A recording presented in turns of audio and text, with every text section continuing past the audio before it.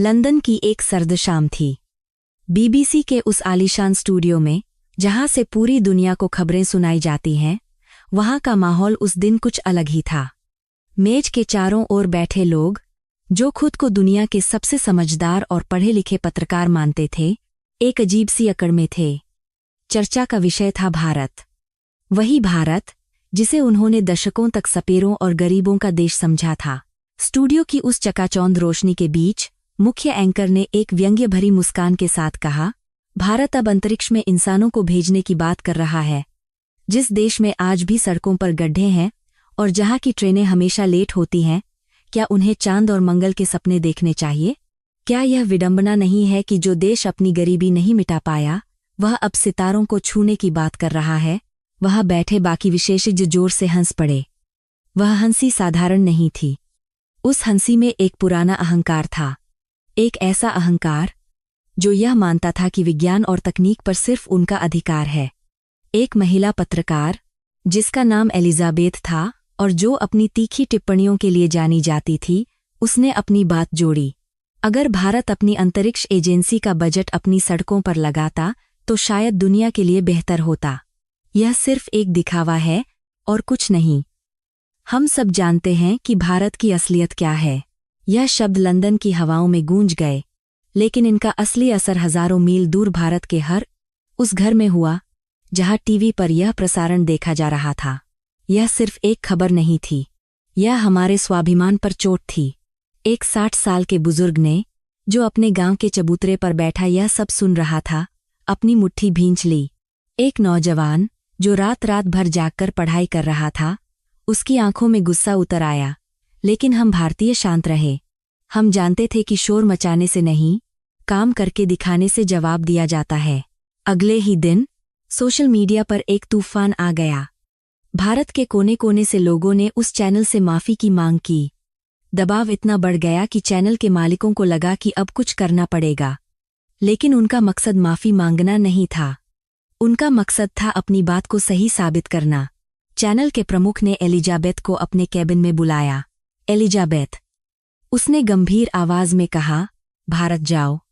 वहां की असलियत रिकॉर्ड करो। हमें दुनिया को दिखाना होगा कि हमारा विश्लेषण गलत नहीं था। दिखाओ कि कैसे वहां का स्पेस प्रोग्राम सिर्फ पैसों की बर्बादी है, जबकि आम आदमी आज भी संघर्ष कर रहा है। एलिजाबेथ के चेहरे पर एक विजयी मुस्कान थी। उसे लगा कि यह उसके लिए एक मौका है। वह भारत जाएगी, वहां की गरीबी, गंदगी और अव्यवस्था को अपने कैमरे में कैद करेगी और साबित कर देगी कि पश्चिम आज भी श्रेष्ठ है। उसे क्या पता था कि वह जिस यात्रा पर निकल रही है, वह किसी देश की नहीं, बल्कि उसकी अपनी अंतरात्मा की खोज बनने वाली थी। उसे यह अंदाजा भी नहीं था कि जिस भारत को वह किताबों और पुरानी फिल्मों में देखकर समझ रही थी, वह भारत अब बदल चुका है। वह अब वो भारत नहीं था जो हाथ फैलाता था, यह वो भारत था जो दुनिया को राह दिखाता था। 2 दिन बाद एलिजाबेथ दिल्ली के इंदिरा गांधी अंतर्राष्ट्रीय हवाई अड्डे पर उतरी। उसके दिमाग में पुरानी तस्वीरें थीं, भीड़, धक्का मुक्की, पसीने की बदबू और घंटों का इंतजार। उसने अपने कैमरामैन से कहा, तैयार रहना, जैसे ही हम बाहर निकलेंगे, असली भारत दिखना शुरू हो जाएगा। हमें वो अराजकता कैप्चर करनी है। लेकिन जैसे ही उसने हवाई अड्डे के टर्मिनल 3 में कदम रखा, वह ठिठक गई। उसके सामने एक विशाल, साफ सुथरा और बेहद आधुनिक हॉल था। फर्श इतना चमकदार कि उसमें चेहरा देखा जा सके। दीवारों पर भारत की संस्कृति को दर्शाती हुई खूबसूरत कलाकृतियां थीं, मुद्राएं, हाथी और सूर्य की प्रतिमाएं। यह लंदन के किसी भी पुराने और थके हुए हवाई अड्डे से कहीं ज्यादा भव्य था। कतारें थीं, लेकिन उनमें अनुशासन था। लोग शांति से अपनी बारी का इंतजार कर रहे थे। सबसे बड़ा झटका उसे तब लगा जब वह इमिग्रेशन काउंटर पर पहुंची। उसने सोचा था कि यह घंटों लगेंगे, अफसर अजीब सवाल पूछेंगे और कागजों की जांच में उसे परेशान करेंगे। लेकिन वहां एक ऑटोमेटिक गेट था। डिजियात्रा का बोर्ड लगा था। लोगों के चेहरे स्कैन हो रहे थे और गेट अपने आप खुल रहे थे। बिना किसी कागज को दिखाए, बिना किसी लाइन में लगे, लोग मिनटों में बाहर निकल रहे थे। एलिजाबेथ ने अपनी घड़ी देखी। प्लेन से उतरने से लेकर बाहर निकलने में उसे सिर्फ 15 मिनट लगे थे। लंदन में उसे अपने ही घर जाने में इससे 3 गुना समय लगता था। यह तो सिर्फ दिखावा है, वह खुद को समझाने की कोशिश कर रही थी। यह राजधानी है, इसलिए शायद ऐसा है। असली भारत तो सड़कों पर है। वह बाहर निकली। एक टैक्सी वाले ने उसे रोका नहीं, बल्कि उसने एक ऐप से गाड़ी बुक की और गाड़ी ठीक उसके सामने आकर रुकी। ड्राइवर ने सम्मान से नमस्ते मैडम कहा और उसका सामान डिक्की में रख दिया। गाड़ी सड़क पर दौड़ने लगी। एलिजाबेथ की निगाहें खिड़की के बाहर थीं। वह उन दृश्यों को ढूंढ रही थी जो उसके पूर्वाग्रहों को सही साबित कर सकें। उसे लगा था कि उसे हर जगह भिखारी और सपेरे दिखेंगे, लेकिन उसे क्या दिखा? गगनचुंबी इमारतें, चौड़ी सड़कें और हरियाली। हाँ, भीड़ थी, शोर था, लेकिन उस शोर में एक ऊर्जा थी। एक ऐसी ऊर्जा जो रुकने वाली नहीं थी। उसका पहला पड़ाव बेंगलुरु था, जिसे दुनिया भारत की सिलिकॉन वैली कहती है। लेकिन एलिजाबेथ के लिए वह सिर्फ एक और शहर था। उसे इसरो के मुख्यालय जाना था और वहां के वैज्ञानिकों से तीखे सवाल पूछने थे। बेंगलुरु की फ्लाइट पकड़ने के लिए जब वह डोमेस्टिक टर्मिनल पर पहुंची तो उसे भूख का एहसास हुआ। वह एयरपोर्ट के बाहर एक छोटी सी दुकान पर रुकी। वह दुकान बहुत साधारण थी। एक बूढ़ा आदमी, जिसके चेहरे पर झुर्रियां थीं और जिसने धोती कुर्ता पहन रखा था, वह नारियल पानी और कुछ फल बेच रहा था। एलिजाबेथ ने सोचा, चलो, यह मुझे वो पुराना भारत मिलेगा। उसने एक नारियल पानी लिया। जब पैसे देने की बारी आई तो उसने अपना वॉलेट खोला। उसके पास भारतीय नोट नहीं थे, सिर्फ बड़े डॉलर के नोट थे या क्रेडिट कार्ड। उसने दुकानदार को कार्ड दिखाया। बूढ़े दुकानदार ने हाथ जोड़कर माफी मांगी कि उसके पास कार्ड मशीन नहीं है। एलिजाबेथ को लगा कि अब उसे अपनी बात कहने का मौका मिल गया। वह कैमरे की ओर मुड़ी और रिकॉर्डिंग शुरू करने ही वाली थी। देखिए, यह है असली भारत। तकनीक की बात करते हैं, लेकिन एक साधारण लेन देन भी नहीं कर सकते। तभी एक रिक्शे वाला, जो वहीं खड़ा चाय पी रहा था, आगे आया। उसके कपड़े मैले थे, पैरों में हवाई चप्पल थी। उसने अपनी जेब से एक सस्ता सा स्मार्टफोन निकाला। उसने दुकानदार के ठेले पर लगे एक छोटे से कागज के टुकड़े को स्कैन किया, जिस पर एक क्यूआर कोड बना था। एक हल्की सी टिंग की आवाज आई। दुकानदार के पास रखे एक छोटे से स्पीकर से आवाज आई, 20 रुपये प्राप्त हुए। एलिजाबेथ की आंखें फटी की फटी रह गईं। उसने कैमरामैन को इशारा किया। ये क्या हुआ? उसने पूछा। रिक्शे वाले ने टूटी फूटी अंग्रेजी और हिंदी मिलाकर समझाया, मैडम, यह यूपी है, भारत का अपना सिस्टम। यह जेब में बटुआ हो या न हो, फोन होना काफी है। सब्जी वाला हो, मोची हो या यह नारियल वाला काका, सब डिजिटल है। एलिजाबेथ सन्न रह गई। जिस देश को वह पिछड़ा समझ रही थी, वहां का एक अनपढ़ या कम पढ़ा लिखा इंसान भी डिजिटल लेन देन कर रहा था, और वह भी इतनी आसानी से जैसे सांस ले रहा हो। लंदन में अभी भी लोग खुले पैसों के लिए झगड़ते थे या कार्ड मशीन खराब होने पर परेशान होते थे। यहाँ एक पटरी वाले के पास दुनिया की सबसे उन्नत पेमेंट तकनीक थी। यह कोई आयात की हुई तकनीक नहीं थी, यह भारत की अपनी थी। उसने उस बूढ़े दुकानदार को देखा। दुकानदार ने उसे नारियल पानी दिया और मुस्कराते हुए कहा, मैडम, हमारे देश में लक्ष्मी अब कागज के नोटों में नहीं, हवा में बहती है। यह बात उस दुकानदार ने इतनी सरलता से कही, जैसे यह कोई बड़ी बात न हो। लेकिन एलिजाबेथ के लिए यह एक तमाचा था। उसकी डायरी में जो उसने पहला पॉइंट लिखा था, तकनीकी पिछड़ापन, उसे अब काटना पड़ा। वह बेंगलुरु पहुंची। वहाँ की आबोहवा में कुछ अलग ही बात थी। यह शहर सिर्फ कंक्रीट का जंगल नहीं था, यह सपनों का शहर था। लेकिन एलिजाबेथ अभी भी अपनी जिद पर अड़ी थी। उसे लगा कि यूपीआई एक अपवाद हो सकता है। अंतरिक्ष विज्ञान एक पूरी तरह से अलग खेल है। सब्जी बेचना और रॉकेट उड़ाना दो अलग चीजें हैं। उसने मन ही मन सोचा, कल जब मैं इसरो जाऊंगी तो देखूंगी कि कैसे ये लोग पुराने रूसी या अमेरिकी पुर्जों को जोड़कर काम चला रहे हैं। अगली सुबह वह इसरो के गेस्ट हाउस से निकली। इसरो का परिसर किसी 5 सितारा होटल जैसा नहीं था। वह बहुत साधारण, शांत और हरियाली से भरा था। वह की इमारतें पुरानी थीं, लेकिन उनके अंदर जो काम हो रहा था वह भविष्य का था। उसे रिसेप्शन पर एक वैज्ञानिक ने रिसीव किया। उनका नाम डॉ. सुब्रमण्यम था।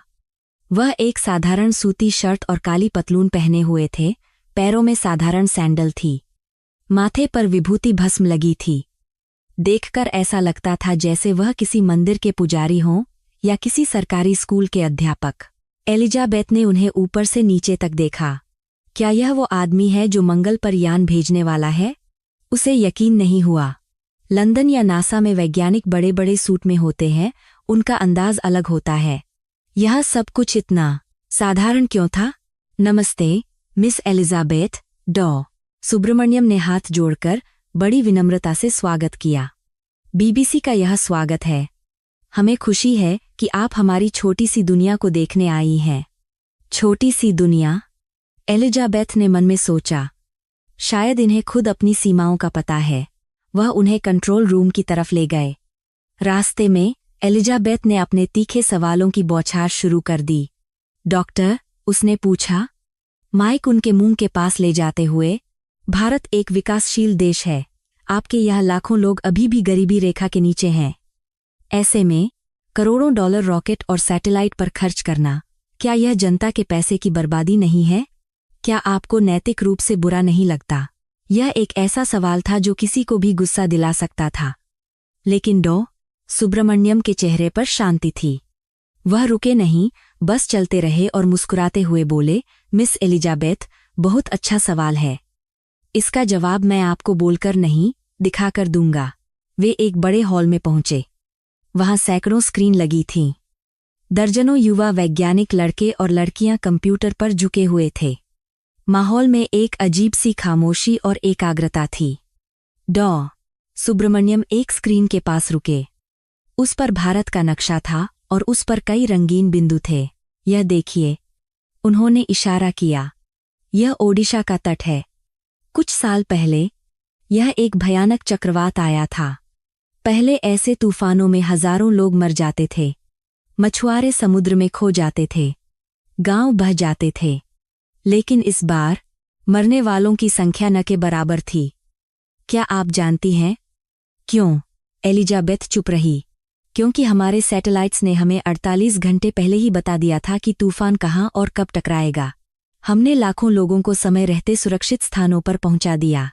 हमारी तकनीक ने सिर्फ रॉकेट नहीं उड़ाया, उसने लाखों माताओं की गोद उजड़ने से बचाई, हजारों बच्चों को अनाथ होने से बचाया। उन्होंने एक और स्क्रीन की तरफ इशारा किया। वह देखिए, वह एक किसान का खेत है पंजाब में। हमारे सैटेलाइट उसे बताते हैं कि मिट्टी में नमी कितनी है, बारिश कब होगी और उसे कब बुआई करनी चाहिए। जिस तकनीक को आप पैसे की बर्बादी कह रही हैं, वह भारत के 80 करोड़ किसानों का पेट भरने में मदद कर रही है। हमारा स्पेस प्रोग्राम, मिस एलिजाबेथ, किसी दूसरे ग्रह को जीतने के लिए नहीं, बल्कि अपनी धरती पर लोगों का जीवन बेहतर बनाने के लिए है। पश्चिम के लिए अंतरिक्ष एक रेस दौड़ हो सकती है, हमारे लिए यह सेवा है। एलिजाबेथ के पास कहने के लिए शब्द नहीं थे। उसने हमेशा सोचा था कि स्पेस प्रोग्राम का मतलब है झंडा गाड़ना और ताकत दिखाना, लेकिन भारत के लिए इसका मतलब था जीवन बचाना। उसने देखा कि डॉ. सुब्रमण्यम की आंखों में एक चमक थी। वह चमक अहंकार की नहीं, संतोष की थी। तभी कंट्रोल रूम में एक हल्की सी हलचल हुई।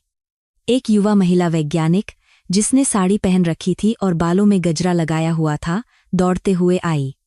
सर, चंद्रयान के रोवर से सिग्नल मिल रहा है। डेटा डिकोड हो रहा है। पूरा हॉल तालियों से गूंज उठा। कोई चिल्ला नहीं रहा था, कोई मेज नहीं पीट रहा था। सब एक दूसरे को बधाई दे रहे थे, हाथ जोड़ रहे थे। कुछ ने अपनी आंखें बंद कर लीं, शायद वे प्रार्थना कर रहे थे। एलिजाबेथ ने उस महिला वैज्ञानिक को देखा। वह कितनी अलग थी। उसने माथे पर बिंदी लगा रखी थी, हाथों में चूड़ियां थीं। वह किसी पश्चिमी प्रयोगशाला की स्टीरियोटाइप वैज्ञानिक जैसी नहीं दिखती थी। वह एक भारतीय नारी थी, जो अपनी संस्कृति को साथ लेकर विज्ञान की ऊंचाइयों को छू रही थी। डॉ. सुब्रमण्यम ने एलिजाबेथ की ओर देखा और कहा, क्या आप जानती हैं मिस एलिजाबेथ, हमारा मंगल मिशन हॉलीवुड की फिल्म ग्रेविटी से कम बजट में बना था। कैसे? एलिजाबेथ के मुंह से अनायास निकल गया। यह कैसे संभव है? क्योंकि हम संसाधनों का सम्मान करते हैं, डॉक्टर ने जवाब दिया। हम भारतीय हैं। हमें कम में ज्यादा करना आता है। हम किसी चीज को तब तक बेकार नहीं मानते जब तक उसका आखिरी कतरा इस्तेमाल न हो जाए। हमारे वैज्ञानिक साइकिल पर रॉकेट के पुर्जे ले जाते थे। हमारे पास विलासिता नहीं थी, लेकिन हमारे पास जुनून था। और जब जुनून और आवश्यकता मिलती है तो आविष्कार होता है। एलिजाबेथ ने कैमरा बंद करने का इशारा किया। उसे घबराहट हो रही थी। उसका पूरा नैरेटिव, उसकी पूरी कहानी जो वह लंदन से सोचकर आई थी, वह ताश के पत्तों की तरह बिखर रही थी। उसने सोचा था कि वह भारत की नाकामी दिखाएगी, लेकिन उसे यहाँ एक ऐसी दक्षता, एक ऐसी बुद्धिमत्ता दिखाई दे रही थी जो शायद पश्चिम के पास भी नहीं थी। उस रात होटल के कमरे में एलिजाबेथ सो नहीं पाई। उसकी आंखों के सामने वह नारियल वाला, वह रिक्शेवाला और डॉ. सुब्रमण्यम का शांत चेहरा घूम रहा था। उसे बीबीसी के स्टूडियो में कही गई अपनी ही बात याद आई, लंदन में बैठकर हम दुनिया को जज करते हैं। उसे पहली बार शर्म महसूस हुई, लेकिन अभी सफ़र बाकी था। उसे अभी और गहराइयों में जाना था। उसे यह समझना था कि आखिर इस देश की मिट्टी में ऐसा क्या है जो इसे बार बार गिरने के बाद भी खड़ा कर देता है। अगले दिन उसे एक गांव जाना था, वही गांव जहां डॉ. सुब्रमण्यम का बचपन बीता था। वह देखना चाहती थी कि आखिर ऐसे महान वैज्ञानिक कहाँ पैदा होते हैं, और वहां भारत की आत्मा से उसका असली परिचय होने वाला था। एक ऐसा परिचय जो उसे पूरी तरह बदल देगा। बेंगलुरु की चकाचौंध और इसरो के कंट्रोल रूम की शांति के बाद एलिजाबेथ की अगली मंजिल एक गांव थी। यह वही गांव था जहां डॉ. सुब्रमण्यम का जन्म हुआ था। एलिजाबेथ के मन में अभी भी एक आखिरी उम्मीद बची थी। उसे लगा कि शहर बदल गए होंगे, लेकिन गांव तो आज भी वही होंगे, गरीब, लाचार और पिछड़े हुए। उसने अपनी रिपोर्ट के लिए एक शीर्षक भी सोच लिया था, 2 भारत, एक जो चांद पर जा रहा है और दूसरा जो आज भी मिट्टी में सना है। गाड़ी हाईवे छोड़कर एक छोटी सड़क पर मुड़ गई। एलिजाबेथ ने खिड़की से बाहर देखा। उसे धूल और गंदगी की उम्मीद थी, लेकिन उसका स्वागत हरियाली ने किया। दोनों तरफ लहलहाते खेत थे। गन्ने और धान की फसलें हवा में झूम रही थीं। सबसे बड़ी बात, सड़क पक्की थी। यह वो कच्ची पगडंडी नहीं थी जिसके बारे में उसने सुना था। यह प्रधानमंत्री ग्राम सड़क योजना के तहत बनी एक मजबूत सड़क थी जो भारत के दिल को उसकी धड़कन से जोड़ रही थी। 2 घंटे के सफर के बाद वे गांव पहुंचे। एलिजाबेथ को लगा कि उसे झोपड़ियां दिखेंगी, लेकिन उसे पक्के मकान दिखे, छोटे मगर मजबूत। लगभग हर घर के ऊपर एक डिश एंटीना लगा था और बाहर एक छोटी मोटरसाइकिल या स्कूटर खड़ा था। यह विलासिता नहीं थी, लेकिन यह दरिद्रता भी नहीं थी। यह सम्मानजनक जीवन था। वे एक पुराने, पारंपरिक घर के सामने रुके। घर के सामने एक बड़ा सा आंगन था, जिसे गोबर से लीपा गया था। वहां चावल के आटे से एक बेहद खूबसूरत रंगोली बनाई गई थी। यह सिर्फ सजावट नहीं थी, यह स्वागत का प्रतीक था। एलिजाबेथ गाड़ी से उतरी। घर के बरामदे में एक बुजुर्ग महिला बैठी थी। उन्होंने सूती साड़ी पहन रखी थी, बाल सफ़ेद थे और चेहरे पर ऐसी शांति थी जैसे उन्होंने जीवन के सारे तूफानों को पार कर लिया हो। यह डॉ. सुब्रमण्यम की माँ कावेरी अम्मा थीं। एलिजाबेथ के साथ आया गाइड आगे बढ़ा और उसने अम्मा के पैर छुए। एलिजाबेथ यह देखकर हैरान थी। डॉ. सुब्रमण्यम, जो कल रॉकेट साइंस समझा रहे थे, उन्होंने भी आते ही सबसे पहले अपनी माँ के चरणों में सिर झुकाया। पश्चिम में सफल होने के बाद लोग अक्सर अपने माता पिता को पीछे छोड़ देते हैं या उन्हें ओल्ड एज होम वृद्धाश्रम में रखते हैं, लेकिन यहाँ भारत का एक शीर्ष वैज्ञानिक, जिसके इशारे पर मंगलयान उड़ता है, वह अपनी अनपढ़ माँ के सामने एक छोटे बच्चे की तरह खड़ा था। अम्मा ने एलिजाबेथ को देखा। उनकी आंखों में कोई सवाल नहीं था, सिर्फ करुणा थी। उन्होंने हाथ जोड़कर वणक्कम नमस्ते कहा। एलिजाबेथ को न चाहते हुए भी हाथ जोड़ने पड़े। उस घर में घुसते ही उसे एक अजीब सी सकारात्मक ऊर्जा महसूस हुई। वहां तुलसी का पौधा था, दिए जल रहे थे और अगरबत्ती की भीनी भीनी खुशबू आ रही थी। कावेरी अम्मा ने एलिजाबेथ को बैठने का इशारा किया। वहां कोई सोफा नहीं था, जमीन पर चटाई बिछी थी। एलिजाबेथ को थोड़ा संकोच हुआ, लेकिन उसने देखा कि सब जमीन पर ही बैठते हैं। वह भी बैठ गई। अम्मा ने उसके लिए स्टील के गिलास में छाछ मट्ठा भिजवाई। वह छाछ ठंडी और मसालेदार थी। एलिजाबेथ ने अपने दुभाषिए ट्रांसलेटर के जरिए अम्मा से बात करना शुरू किया। उसका मकसद था गरीबी की कहानी निकालना। अम्मा, एलिजाबेथ ने पूछा, आपका बेटा इतना बड़ा वैज्ञानिक है, वह शहर में रहता है, आप यहाँ इस छोटे से गांव में अकेले क्यों रहती हैं? क्या आपको नहीं लगता कि उसने आपको छोड़ दिया है? अम्मा हंसी। उनकी हंसी में एक खनक थी। बेटी, उन्होंने अपनी मातृभाषा में कहा, जिसका अनुवाद गाइड ने किया, मेरा बेटा मुझे छोड़ा नहीं है, वह देश की सेवा कर रहा है। मेरा घर यह गांव है, उसकी कर्मभूमि वह प्रयोगशाला है, और फिर वह हर महीने आता है। देखो, उसने ही तो यह वीडियो कॉल वाला फोन दिलाया है। हम रोज बात करते हैं। एलिजाबेथ ने अगला सवाल दागा, जो उसे लगा कि अम्मा को दुखी कर देगा। सुना है आप बहुत गरीब थीं। डॉ. सुब्रमण्यम को पढ़ाने के लिए आपने बहुत कष्ट उठाए। क्या आपको सरकार से कोई शिकायत नहीं है? अम्मा का चेहरा गंभीर हो गया। उन्होंने अपनी कलाई दिखाई। वह खाली थी। उन्होंने अपने कान दिखाए। वहां भी कोई सोना नहीं था। हाँ, हम गरीब थे, अम्मा ने गर्व से कहा। मेरे पति एक साधारण किसान थे। जब अकाल पड़ा तो खाने के लाले पड़ गए थे। लेकिन मेरे पति का एक सपना था, चाहे हम भूखे सो जाएं, लेकिन सुब्रमण्यम की पढ़ाई नहीं रुकनी चाहिए। अम्मा की आंखों में आंसू आ गए, लेकिन वे दुख के आंसू नहीं थे। मैंने अपनी शादी की सोने की चेन बेच दी। मैंने अपने कंगन बेच दिए। गांव के लोगों ने कहा कि मैं पागल हो गई हूं। लोग सोना जमा करते हैं और मैं बेच रही थी। लेकिन मैंने उनसे कहा, सोना तो चोर चुरा सकता है, लेकिन विद्या ज्ञान को कोई नहीं चुरा सकता। अगर मेरा बेटा पढ़ गया तो वह 1000 कंगन खरीद सकता है, लेकिन अगर वह अनपढ़ रह गया तो सोने के ढेर पर बैठकर भी गरीब ही रहेगा। एलिजाबेथ सन्न रह गई। यह सिर्फ एक माँ की कहानी नहीं थी, यह पूरे भारत की कहानी थी। एक ऐसा देश जहां माता पिता अपनी खुशियां, अपना आराम, अपनी जमा पूंजी सब कुछ त्याग देते हैं सिर्फ इसलिए ताकि उनके बच्चों को अच्छी शिक्षा मिल सके। पश्चिम में 18 साल के होते ही बच्चों को घर से निकाल दिया जाता है कि जाओ अपना कमाओ। लेकिन भारत में एक पिता अपनी पुरानी चप्पल पहनता है ताकि बेटा अच्छे जूतों में स्कूल जा सके। यह त्याग नहीं है बेटी, अम्मा ने जैसे उसके मन की बात पढ़ ली हो। यह निवेश है।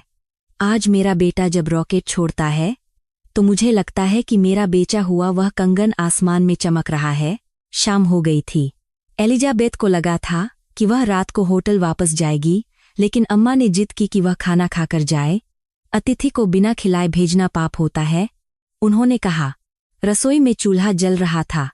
खाने की खुशबू ने एलिजाबेथ की भूख जगा दी। उसे लगा कि वह चम्मच और कांटे से खाएगी, लेकिन सामने केले का पत्ता बिछा दिया गया। उस पर गर्म चावल, सांभर, रसम और 3 तरह की सब्जियां परोसी गईं। अंत में खीर आई। एलिजाबेथ ने देखा कि डॉ.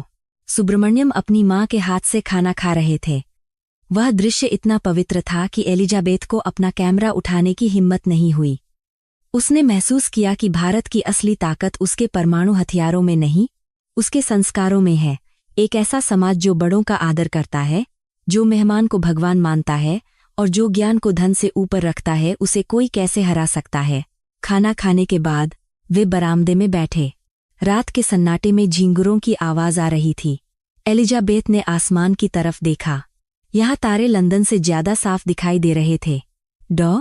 सुब्रमण्यम, एलिजाबेथ ने पूछा, आप नासा जा सकते थे, आपको वहां लाखों डॉलर मिलते, आप यहाँ क्यों रुके?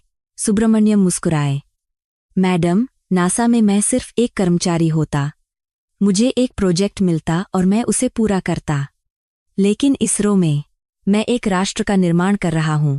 जब हम मंगल पर पहुंचे तो वह जीत मेरी नहीं थी, वह उस रिक्शेवाले की थी जिसने टैक्स दिया, वह मेरी माँ की थी जिसने कंगन बेचे, वह उस किसान की थी जो खेत में पसीना बहाता है। भारत के लिए काम करना नौकरी नहीं है, यह एक यज्ञ है और हम सब उसमें आहुति दे रहे हैं। तभी गांव के स्कूल का एक बच्चा दौड़ता हुआ आया। Doctor uncle, doctor uncle. वह हाँफ रहा था। उसके हाथ में एक टैबलेट था। क्या हुआ राजू? सुब्रमण्यम ने पूछा। मेरा कोड रन नहीं हो रहा। मैंने वो ऐप बनाया था ना किसानों के लिए, उसमें एरर आ रहा है, उस 12 साल के बच्चे ने कहा। एलिजाबेथ चौंक गई। गांव का एक बच्चा कोडिंग कर रहा है। सुब्रमण्यम ने टैबलेट लिया, कुछ बटन दबाए और बच्चे को वापस दिया। अब चेक करो। बच्चा खुशी से उछल पड़ा। चल गया। Thank you uncle. वह भाग गया। सुब्रमण्यम एलिजाबेथ की तरफ मुड़े। देखा आपने, यह असली भारत है। वह बच्चा किसी बड़े इंटरनेशनल स्कूल में नहीं जाता। वह गांव के सरकारी स्कूल में पढ़ता है। लेकिन इंटरनेट और डिजिटल इंडिया की वजह से वह वही सीख रहा है जो सिलिकॉन वैली का बच्चा सीखता है। हम प्रतिभा को मौका दे रहे हैं, चाहे वह महलों में पैदा हो या झोपड़ी में। एलिजाबेथ को चक्कर सा आने लगा। उसकी सारी धारणाएं टूट चुकी थीं। उसने गरीबी देखनी चाहिए थी। उसे समृद्धि दिखी, विचारों की समृद्धि। उसने पिछड़ापन देखना चाहा था, उसे भविष्य दिखा। उस रात जब वह विदा ले रही थी तो अम्मा ने उसे एक छोटी सी डिब्बी दी। उसमें हल्दी और कुमकुम था। यह क्या है? एलिजाबेथ ने पूछा। यह आशीर्वाद है, अम्मा ने कहा। तुम भले ही 7 समुद्र पार से आई हो, लेकिन तुम भी किसी की बेटी हो। भगवान तुम्हें सद्बुद्धि दे। गाड़ी वापस शहर की तरफ चल पड़ी। एलिजाबेथ खामोश थी। उसके हाथ में वह हल्दी की डिब्बी थी।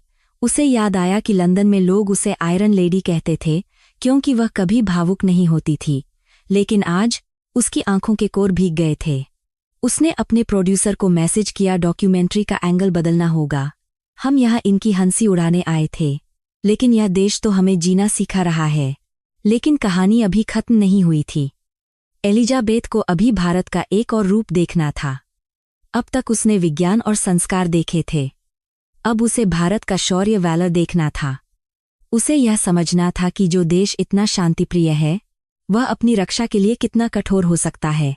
उसे अब सीमा पर जाना था, जहां भारत के वीर जवान -30 डिग्री तापमान में भी चट्टान की तरह खड़े रहते हैं।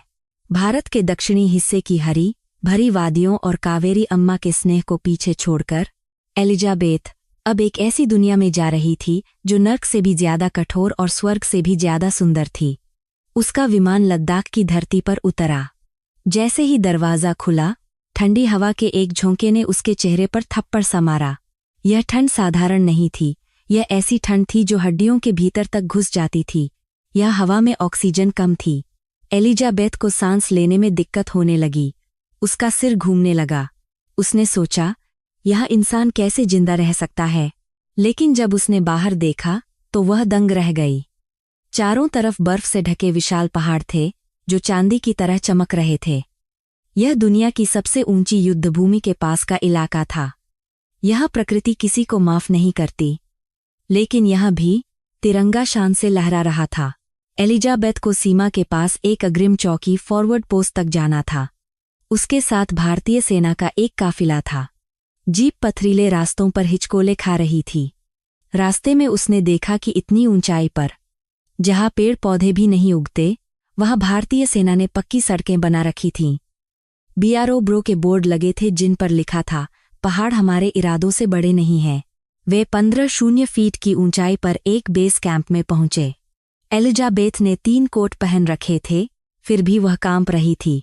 तभी उसने देखा कि कुछ जवान वहां सुबह की कसरत कर रहे थे। उनके चेहरे पर कोई शिकन नहीं थी। उनकी ऊर्जा देखकर ऐसा लग रहा था जैसे वे किसी पार्क में टहल रहे हों। वहां उसकी मुलाकात मेजर विक्रम सिंह से हुई। मेजर विक्रम एक 6 फीट ऊंचे, गठीले बदन के सिख नौजवान थे। उनकी दाढ़ी बर्फ से जमी हुई थी, लेकिन आंखों में आग थी। उन्होंने एलिजाबेथ का स्वागत किया। जय हिंद, मैडम। उनकी आवाज में पहाड़ जैसी गूंज थी। स्वागत है भारत के मुकुट पर। एलिजाबेथ ने कांपते हुए पूछा, मेजर, यह तापमान कितना है? मेजर हंसे। अभी तो धूप है मैडम, तो -10 डिग्री है। रात को -30 तक चला जाएगा। और अगर आप सियाचिन की बात करें तो वहां -50 डिग्री सामान्य बात है। एलिजाबेथ की रूह कांप गई। आप लोग यह कैसे रहते हैं? क्या आपको डर नहीं लगता? मेजर विक्रम उसे एक बंकर के अंदर ले गए। वहां थोड़ी गर्मी थी। उन्होंने उसे गर्म चाय दी। डर तो इंसान का स्वभाव है मैडम, मेजर ने कहा। लेकिन हमारे लिए डर से बड़ा हमारा धर्म है, और एक सैनिक का धर्म है अपनी मातृभूमि की रक्षा करना। हम यहाँ इसलिए नहीं हैं कि हमें युद्ध पसंद है। हम यहाँ इसलिए हैं क्योंकि हम उस शांति से प्यार करते हैं जो हमारे देशवासी अपने घरों में महसूस करते हैं। जब हम यह जागते हैं तभी देश चैन से सोता है। एलिजाबेथ ने कैमरा ऑन किया। उसने पूछा, मेजर, पश्चिम में लोग कहते हैं कि भारत अपनी सेना पर बहुत खर्च करता है, जबकि आपके देश में गरीबी है। क्या यह सही है? मेजर का चेहरा सख्त हो गया। उन्होंने बंकर की खिड़की से बाहर इशारा किया। मैडम, इतिहास गवाह है, भारत ने आज तक कभी किसी दूसरे देश पर पहले हमला नहीं किया। हमने कभी किसी की जमीन नहीं हड़पी। लेकिन इसका मतलब यह नहीं है कि हम कमज़ोर हैं। हमारी कमज़ोरी का फ़ायदा उठाकर हमें हज़ारों साल गुलाम बनाया गया। अब वह भारत नहीं रहा। अब अगर कोई हमें छेड़ेगा तो हम उसे छोड़ेंगे नहीं। तभी आसमान में एक भयानक गर्जना हुई। आवाज़ इतनी तेज थी कि बंकर हिल गया। एलिजाबेथ घबरा गई। यह क्या है? क्या हमला हुआ है? मेजर विक्रम मुस्कुराए। वे उसे बाहर ले आए। ऊपर आसमान में एक लड़ाकू विमान चील की तरह उड़ रहा था। उसने हवा में कलाबाजी दिखाई और बादलों को चीरता हुआ निकल गया। वह तेजस है, मेजर ने गर्व से कहा। भारत का अपना स्वदेशी हल्का लड़ाकू विमान। पहले हम दूसरों से विमान खरीदते थे, वे हमें अपनी शर्तों पर बेचते थे। कभी पुराने जहाज देते, कभी स्पेयर पार्ट्स के लिए नखरे करते। लेकिन अब हम अपना विमान खुद बनाते हैं। उस विमान का हर एक पुर्जा, उसकी तकनीक, उसका सॉफ्टवेयर, सब कुछ भारतीय दिमाग की उपज है। एलिजाबेथ उस विमान को देखती रही। वह जानती थी कि फाइटर जेट बनाना बच्चों का खेल नहीं है। दुनिया में केवल गिने चुने देश ही ऐसा कर सकते हैं, और भारत उनमें से एक था। और सिर्फ विमान ही नहीं, मेजर ने पास रखे एक विशाल मिसाइल लॉन्चर की तरफ इशारा किया। वह देखिए, वह ब्रह्मोस है, दुनिया की सबसे तेज क्रूज मिसाइल। इसकी रफ्तार से दुश्मन की रूह कांप जाती है। यह भी भारत की ही देन है। आज हम अपनी सुरक्षा के लिए किसी महाशक्ति की दया पर निर्भर नहीं हैं। हम आत्मनिर्भर हैं। एलिजाबेथ को याद आया कि लंदन के स्टूडियो में उसके साथी कहते थे कि भारत के पास पुराने हथियार हैं। कितनी बड़ी गलतफहमी थी वह। यहाँ, इस दुर्गम इलाके में, भारत के पास अत्याधुनिक तकनीक थी, लेकिन उस तकनीक से ज्यादा खतरनाक कुछ और था। वह था भारतीय सैनिक का जज्बा। शाम को जवानों ने अलाव बॉनफायर जलाया। वे सब उसके चारों ओर बैठ गए। एलिजाबेथ भी उनके साथ बैठ गई। उसने देखा कि ये जवान, जो दिन में मौत से आंख मिचौली खेलते हैं, वे शाम को कितने साधारण इंसान बन जाते हैं। कोई अपनी पत्नी की चिट्ठी पढ़ रहा था, कोई अपने नवजात बच्चे की तस्वीर देख रहा था, कोई धीरे धीरे कोई लोकगीत गुनगुना रहा था। एक जवान, जिसका नाम रामेश्वर था, वह बिहार के किसी छोटे से गांव से था। उसने एलिजाबेथ को एक तस्वीर दिखाई। मैडम, यह मेरा बेटा है। अभी 2 महीने का हुआ है।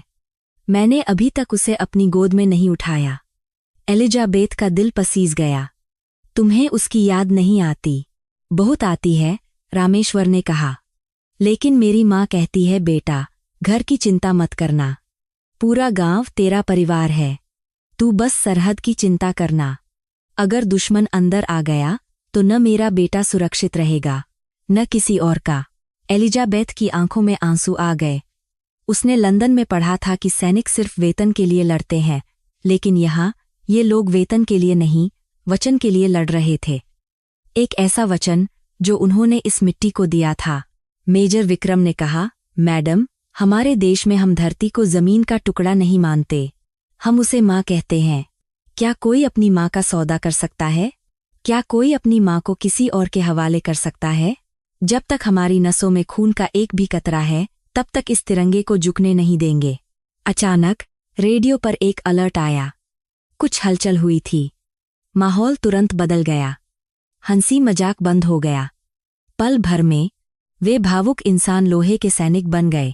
उन्होंने अपनी राइफलें उठाईं और अपनी अपनी पोजीशन पर दौड़ पड़े। मेजर विक्रम ने एलिजाबेथ से कहा, मैडम, आपको अब बंकर में जाना होगा। मौसम बिगड़ रहा है और हालात भी। एलिजाबेथ बंकर की छोटी सी खिड़की से बाहर देख रही थी। बाहर बर्फ का तूफान शुरू हो गया था। विजिबिलिटी शून्य थी, लेकिन उस अंधेरे और तूफान में भी उसे भारतीय सेना के जवानों की परछाइयां दिख रही थीं। वे अपनी जगह से 1 इंच भी नहीं हिले थे। वे हिमालय से भी ज्यादा अडिग खड़े थे। उस रात, उस ठंडे बंकर में लेटे हुए एलिजाबेथ को नींद नहीं आई। वह सोच रही थी उस ताकत के बारे में जिसे पश्चिम कभी समझ नहीं पाया। पश्चिम सोचता है कि ताकत का मतलब है पैसा, बड़े हथियार और दूसरे देशों को डराना। लेकिन भारत की ताकत कुछ और थी। भारत की ताकत थी एक किसान की मेहनत, एक वैज्ञानिक का ज्ञान, एक माँ का त्याग और एक सैनिक का बलिदान। यह एक ऐसा चक्रव्यूह था जिसे कोई तोड़ नहीं सकता था। उसने अपनी डायरी में कांपते हाथों से लिखा, मैंने दुनिया की सबसे बेहतरीन सेनाएं देखी हैं, लेकिन मैंने ऐसा शौर्य कहीं नहीं देखा। इनके पास सिर्फ हथियार नहीं है, इनके पास हृदय है।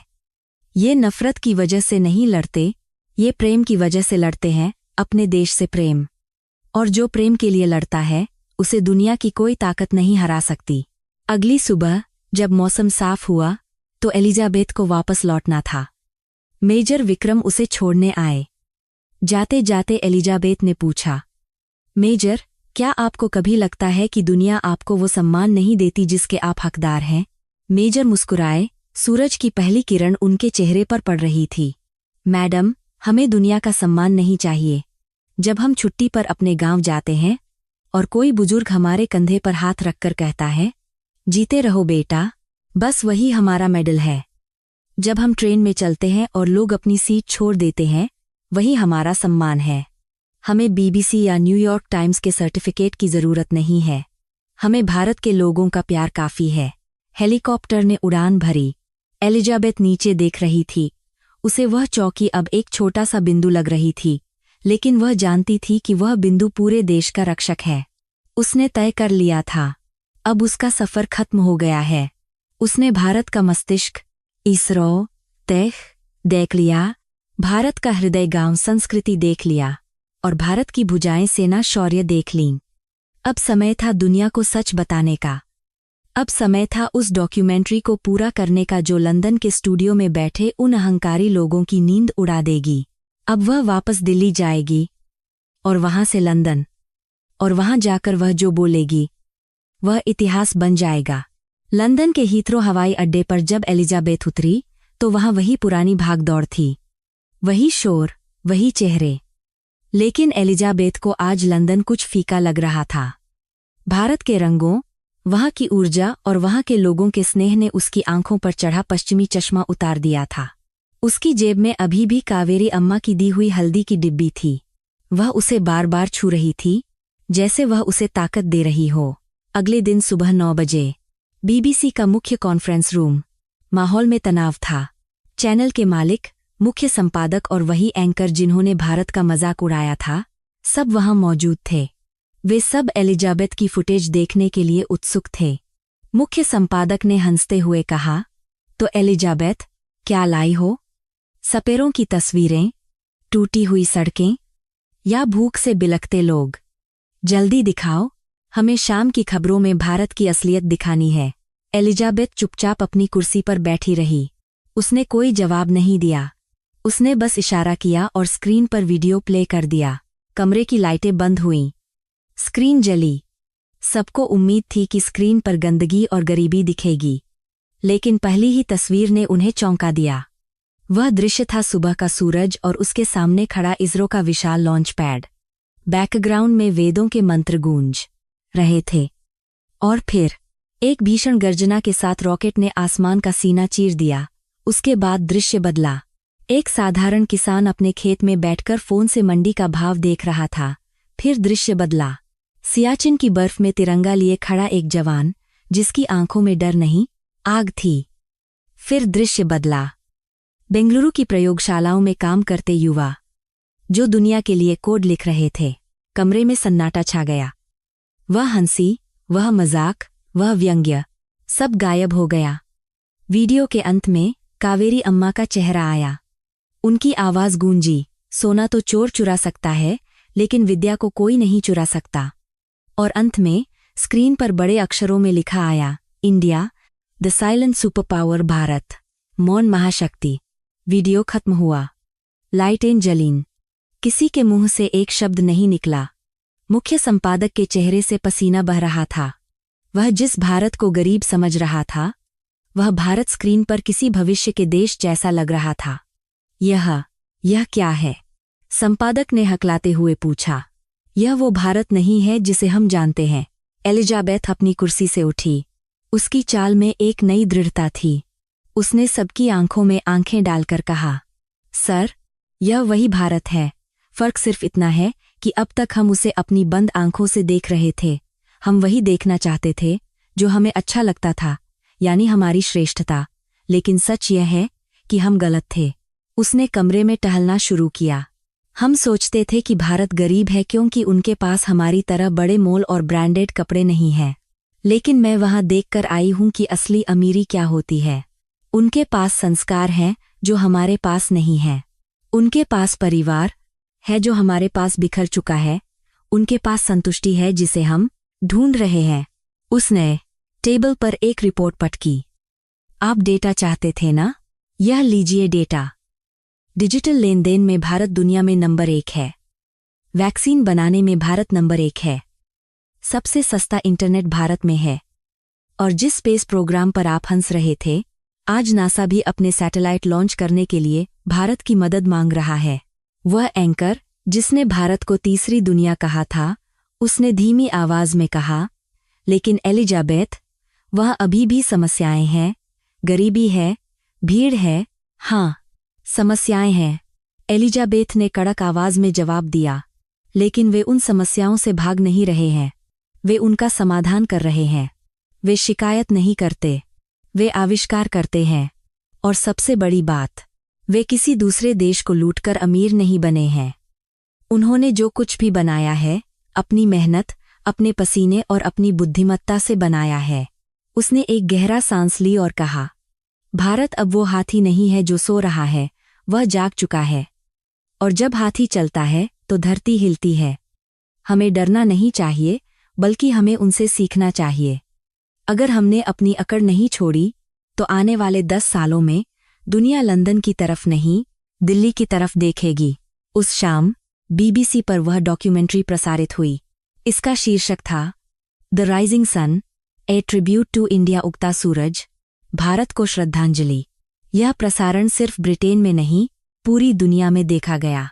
भारत में भी करोड़ों लोग इसे देख रहे थे।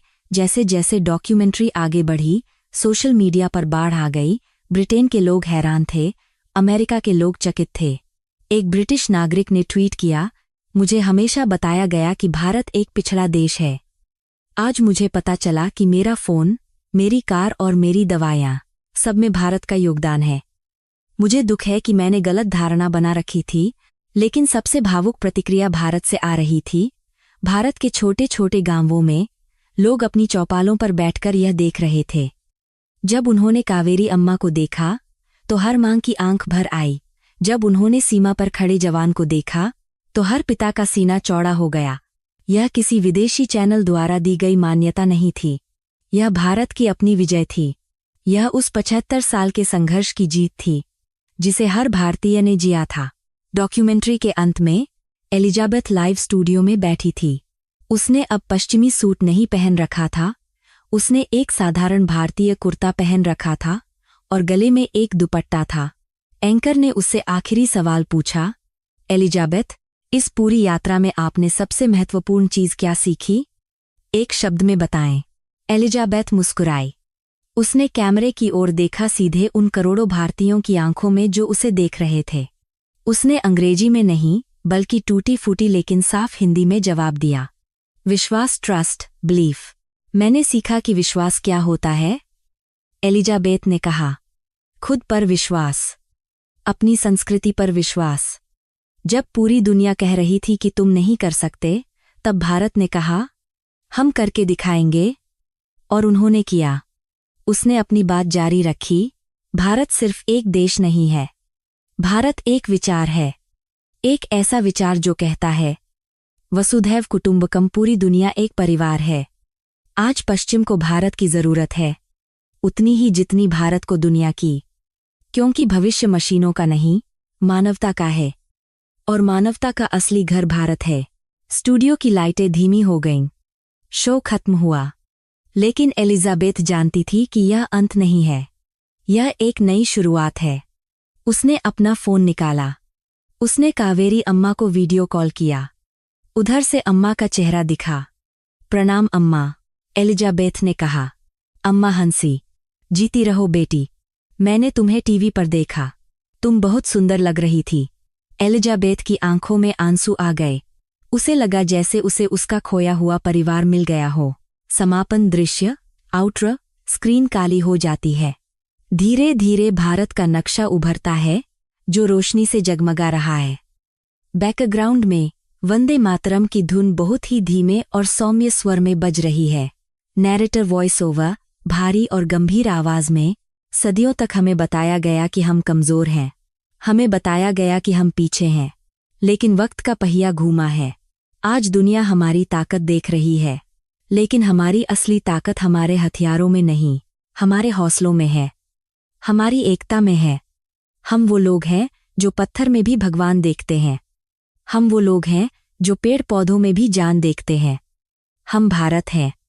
हम गिरते हैं लेकिन फिर उठ खड़े होते हैं, पहले से ज्यादा मजबूत, पहले से ज्यादा गर्वित। स्क्रीन पर एक एक करके चेहरे आते हैं। वह किसान जो खेत में पसीना बहा रहा है, वह वैज्ञानिक जो रात भर जाग रहा है, वह सैनिक जो बर्फ में खड़ा है, वह माँ जो अपने बच्चे को पढ़ा रही है। नैरेटर, यह आपकी कहानी है, यह मेरी कहानी है, यह हर उस भारतीय की कहानी है जिसने कभी हार नहीं मानी। अगर आज आपको भारतीय होने पर गर्व है तो दुनिया को बता दो। अपनी आवाज इतनी बुलंद करो कि 7 समुद्र पार तक सुनाई दे। अगर इस कहानी ने आपके दिल को छू लिया है, अगर आपकी आंखों में भी गर्व के आंसू हैं, तो कमेंट बॉक्स में जय हिंद लिखकर अपनी उपस्थिति दर्ज कराएं। दुनिया को दिखा दें कि हम कितने हैं और हम एक हैं। और याद रखें, जब तक आप जैसे देशभक्त हैं, भारत का सूरज कभी अस्त नहीं होगा। जय हिंद, जय भारत।